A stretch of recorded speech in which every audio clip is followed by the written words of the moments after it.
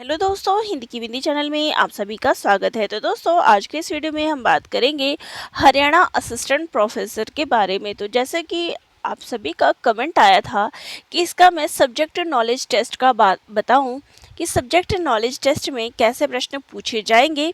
तो यहाँ संस्कृत विषय का देखिए, मेरे पास संस्कृत विषय के लिए कमेंट आया था। मैंने हिंदी का ऑलरेडी बना दिया है पेपर कि इसका सब्जेक्ट नॉलेज का कैसे तैयारी करेंगे। तो इसके अलावा जो मुझे कमेंट आया था वो आया था कि संस्कृत का पेपर, इसका सब्जेक्ट नॉलेज टेस्ट का पेपर कैसा पूछा जा सकता है। तो देखिए, यहाँ पर मैं एक प्रश्न का पैटर्न लेकर आई हूँ। तो इस प्रकार के पेपर में प्रश्न पूछे जा सकते हैं।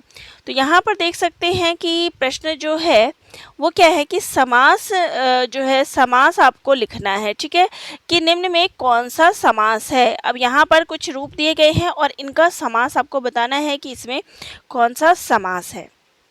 ऐसे ही वाच्य परिवर्तन आपको बताना है कि निम्न में इसका वाच्य परिवर्तन किस प्रकार से होगा। ठीक है, इसके अलावा नेक्स्ट क्वेश्चन है। देखिए, संस्कृत पढ़े हुए मुझे काफ़ी साल हो गए हैं, तो मैं सिर्फ आपको ये पैटर्न बता रही हूँ, सॉल्यूशन नहीं बता रही हूँ, केवल आपको प्रश्न बता रही हूँ। देखिए, ठीक है,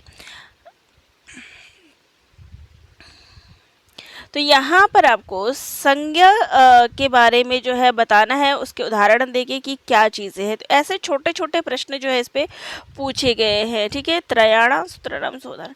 फिर यहाँ पर जो है आपको ये चीज़ जो है आपको बताना है, इनकी व्याख्या जो है आपको बतानी है,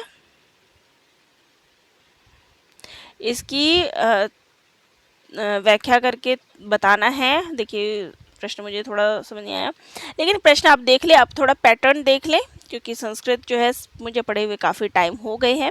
तो अब यहाँ पे देखिए, प्रश्न है कि रस संप्रदाय। अब रस संप्रदाय के बारे में आपको बताना है, वैदिक भाषा के संबंध में बताना है, फिर महाभारत का जो क्रम था वो आपको बताना है, महाकाव्य के लक्षण क्या होते हैं, गद्य कथाएं किस प्रकार से होती है उसके लक्षण क्या होते हैं, चंपू काव्य का उद्भव और विकास जो है इसके बारे में बताना है। फिर देखिए, मोक्ष जो है पुरुषार्थ विषय के, तो मोक्ष के बारे में आपको सविस्तार बताना है। सांख्य दर्शन का जो है आपको इसके बारे में बताना है। फिर श्रृंगे शक्ति कलो युगो, तो आपको ऐसे करके प्रश्न जो है संस्कृत विषय में पूछे जाएंगे। फिर देखिए, उपमा कालिदासस्य इति विच्यते, फिर नैषध चरिते। तो इस प्रकार के प्रश्न जो है आपके इसमें पूछे जाते हैं। ठीक है, जैसे भगवत गीता का बताना है, फिर गीत गोविंद के बारे में बताना है। तो जो आपका सिलेबस दिया गया है उसी में आपको इस प्रकार से जो है, फिर यहाँ पर जो आपको पद दिए गए हैं इनकी व्याख्याएं करनी है, इनका भी आपको व्याख्याएं दिया गया है, सप्रसंग व्याख्या करना है इनकी भी। तो इस प्रकार के प्रश्न जो है संस्कृत में पूछे जाते हैं। एक और प्रश्न पत्र मैं आपको दिखा देती हूँ।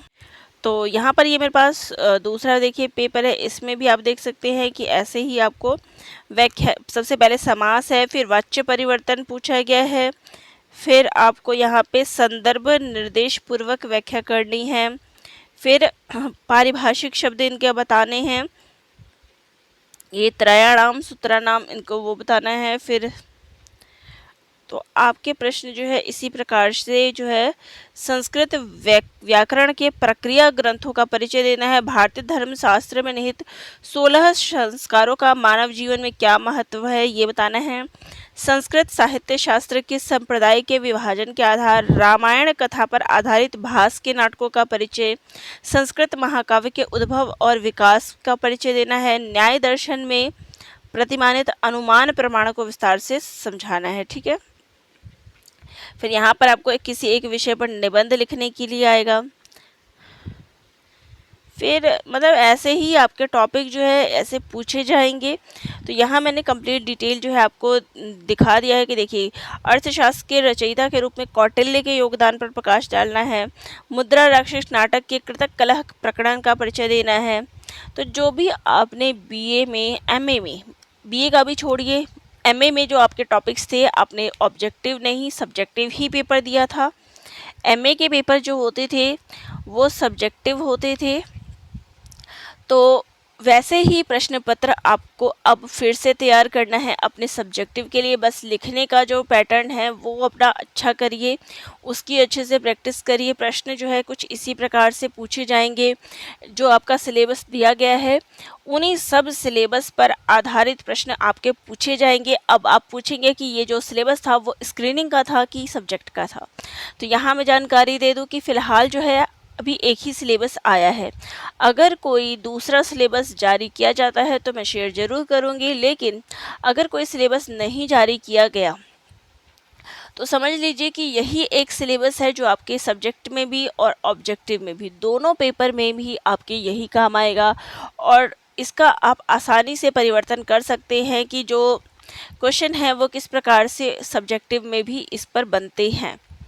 ठीक है, अब आप ये छोटे छोटे टॉपिक्स पढ़ते हैं, जैसे ये हो गया मुद्रा राक्षस नाटक, तो ये आपने पढ़ा होगा। फिर उस पर कवि के क्या विचार रहे हैं ये आपने पढ़े हैं। तो वही डिटेल है जो आपको लिखनी है, बस फ़र्क इतना है जो आपका टॉपिक दिया गया है उसमें आपको लिखित रूप में देना है। ठीक है, तो इन सभी टॉपिक्स की ऐसे ही इस प्रकार से तैयारी करें। प्रश्न हर टॉपिक से बहुत आसानी से विस्तार पूर्वक बन जाता है। तो ये था पेपर का पैटर्न, कुछ इस प्रकार से प्रश्न इस पे पूछे जाते हैं। फिर भी आपको कोई डाउट लग रहा हो, कुछ हो, तो मुझे कमेंट ज़रूर करिएगा। धन्यवाद।